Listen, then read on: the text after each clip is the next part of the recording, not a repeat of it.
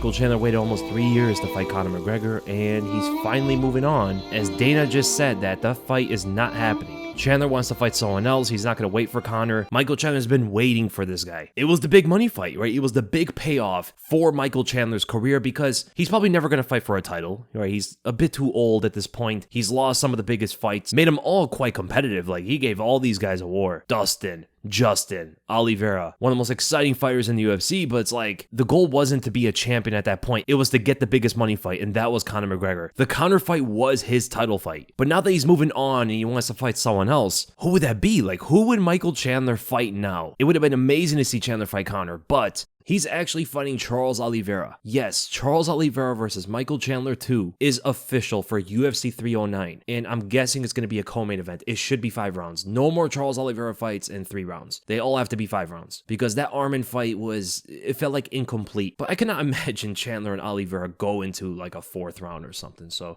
I thought he was going to fight someone like maybe Rafael Fiziev, but the switch up from Conor McGregor to Rafael Fiziev is kind of crazy for Michael Chandler, right? But why would Charles fight Chandler? He already beat him before. And it's a very dangerous matchup. He gets really nothing for beating Chandler. And this is before like guys like Dan Hooker have a fight or Justin Gaethje or something. Even Justin Gaethje is a bigger, better fight than Michael Chandler right now. If I was Charles Oliveira, I probably would have taken the Dan Hooker fight because Michael Chandler has the kind of style to beat Oliveira. He has the power. Oliveira's defense is not great, even though he is getting better. He's actually gotten a lot better ever since he fought Chandler before. But I think Charles beats him again. Chandler has been so inactive. Oliveira's getting way more technical. He's getting way sharper and precise with his punches. His defense is getting better. His grappling overall is getting better. And he got clipped by a left hook, which rocked him in the first fight. But he was a lot more passive when he fought Chandler before because Chandler and Oliveira are both fighters who like to pressure their opponents backwards and then overwhelm them with their power or just their offensive technique. I think this time Oliveira is going to be way better prepared to fight Michael Chandler. My early prediction, I am picking Charles Oliveira to win. I think he's going to get another TKO, but if he loses and gets KO'd by Michael Chandler, which is the most likely way Chandler would win the fight, the aura and the potential of Charles Oliveira is over. And him taking the fight with Michael Chandler will forever be a huge question in his career. Like, why would you fight Michael Chandler again? He's 2-3 in the UFC. His last one was the ghost of Tony Ferguson. And I know Chandler, he was talking about like how he's bigger than ever before. You know, he's made a bigger name because he did a podcast and he was part of the Ultimate Fighter, which is crazy because this is one of the first times 2 coaches on the Ultimate Fighter didn't get to fight each other. And they're in the same weight class. Like, they were scheduled to fight each other and they didn't fight each other. Chandler's trying to make it seem like he didn't want to fight Conor or he doesn't need to fight Conor, something like that. That's the fight for him. That was like his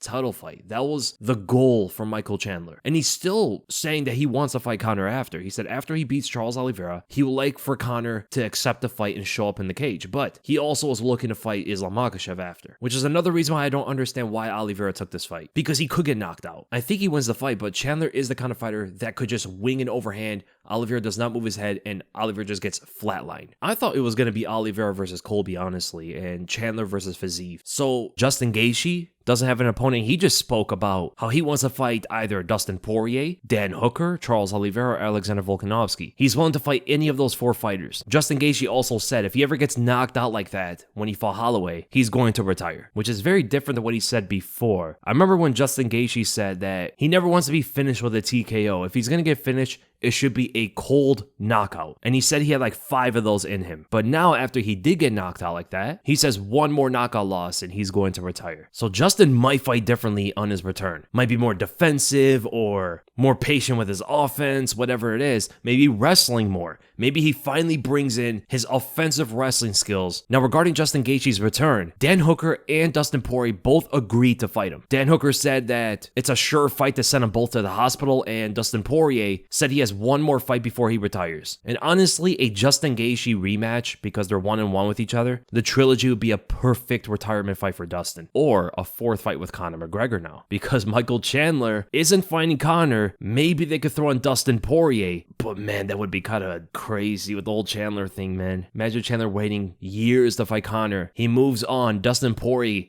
steps in and fights Conor immediately. So those fights make sense, right? Dustin versus Justin, retirement fight, or the fourth fight between Conor and Dustin. Justin Gaethje versus Dan Hooker would be insane though. That's the fight that makes a lot of sense and a lot of fans want to see it as well. Even though I love the Dustin Poirier trilogy, I think the Dan Hooker fight is just fresh. You know, it's something better. It's a new opponent. Throw somebody else into that rotation at the top with Oliveira, Justin, Dustin, Islam, like more fighters up there with Arman, Hooker, Gamrot, whoever it is. It just makes the division better. And I think the best fight out of these is Gaethje versus Hooker. That fight is going to be absolutely insane. Hooker's hit like a new transformation with these tattoos. He's just very good at this point. Like there was a stretch in his career after the Dustin Poirier fight where it looked like he may have been declining. But then after getting tatted up, this guy just banging like he used to. It's crazy. And we don't know where Justin Gaethje's at, like regarding his chin, right? Maybe his durability is not recovered a bit. Maybe he can't take the same kind of punch like he used to after that Max Holloway fight. And also the cumulative of damage from the Michael Johnson fight, the Dustin Poirier fight earlier on, and getting knocked out by Eddie Alvarez, etc.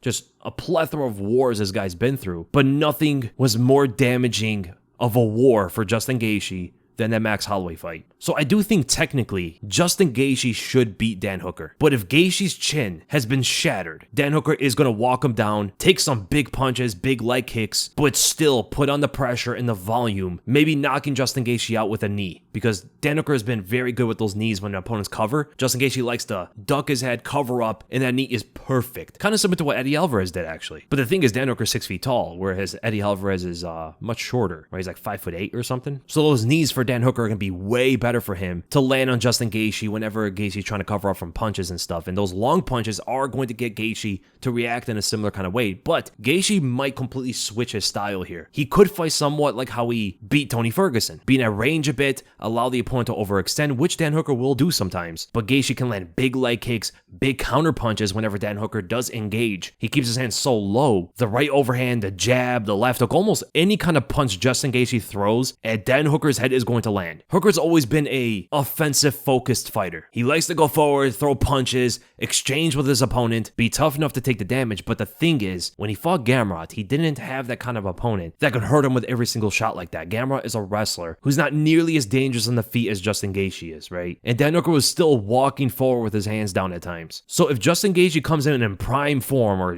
looks solid out there, I think he should be able to beat Dan Hooker similar to the way he beat Tony Ferguson. If not, probably even worse with some of the shots that he will land, because at least Tony will cover up. He will be defensive at moments more than Dan Hooker is. Dan Hooker sometimes completely abandons all defense at times, and he will just walk forward throwing hands, which is the worst way to fight Justin Gaethje, right? Justin Gaethje is one of the hardest hitters ever at 155 pounds, and Hooker could get KO'd for that. I mean, Michael Chandler had the kind of power to knock out Dan Hooker or TKO him at least. He fought way different though. He was on the back foot for most of that fight, which is so uncharacteristic for Dan Hooker, but the power was there from Michael Chandler, who I think he hits harder blow for blow than Justin Gaethje, but it's close. A lot of opponents of Gaethje said that he hits the hardest out of anyone they fought. So I do think that the fight could be like fight of the year or something like that, right? But I do think that Justin Gaethje should win if he looks good out there. If he doesn't look durable, Dan Hooker is going to knock him out, most likely. Or at least that's my prediction of the fight. Dustin Poirier versus Conor McGregor, it's going to look somewhat similar to the previous two fights, but both Dustin and Conor may not be as good as they were. They're just so much older, they have different motivations in their careers, and it's a different fight than it was before. But I do expect to see the karate stance of Conor, which I don't think, hot take here, I don't think that's the best version of Conor. I think the best version was the Conor that fought Dustin in the second fight. But Dustin beat him because Dustin's the best fighter that Conor's ever fought before in terms of like skills and size and power and everything. But regardless, I do think that Dustin will beat any version of Conor. He's been active as a fighter. He's better in general, been working on his wrestling a lot, so he might actually wrestle even more than he did in the second fight and could win the fight that way as well. Conor's body's changed so much from huge bodybuilder size to like back down to almost how he was at 155 or even 170 for Nate Diaz. Similar kind of body type, a little bit more muscular though. And we do see Conor drinking all over the place. He's still like partying, he's still drinking. At least that's what it seems like, according to his social media and stuff. But yeah, I do think that Dustin will beat Conor, and that'd be an excellent retirement fight. Can you imagine like Dustin retiring, beating Conor McGregor, making all the money from that fight, of course? It'd be awesome to see for a legend like that. I mean, he would have to go in the Hall of Fame. I think once Dustin retires, his career, I believe, is Hall of Fame worthy. But would Justin Gaethje's be? I think so as well. He wasn't in the UFC as long as Dustin was. He didn't have as many moments as Dustin either, but I do think that both Dustin and Justin should be in the Hall of Fame. Conor as well, of course. Charles Oliveira once he retires. Islam Makhachev once he retires. Like, it's actually kind of crazy. A lot of these guys are getting close to that age of retirement. What will be the lightweight division when Islam, Charles, Dustin, Justin, Michael Chandler, and Conor, they all retire? Well, Arman Tsarukyan just beats everybody? Is that just, you know, him and Fiziev? I mean, that would be actually kind of cool. Fiziev at the top, Arman, maybe Gamrot, Dan Hooker in there. Hooker might retire around the same time that Islam and Charles Oliveira do. It'd be such a different weight class with all those guys retiring. So I think Oliveira beats Chandler again. I think Gaethje beats Hooker as an early prediction, and I think Dustin beats Conor, if those are the fights. So leave the comments below. What do you guys think about these matchups? What do you think about Chandler not fighting Conor now? Who do you think these guys should fight next? And who do you think wins these fights? So I hope you guys enjoyed the video, and if you did, make sure to give it a like, make sure to subscribe, hit the bell for notifications, and I'll see you guys in the next video.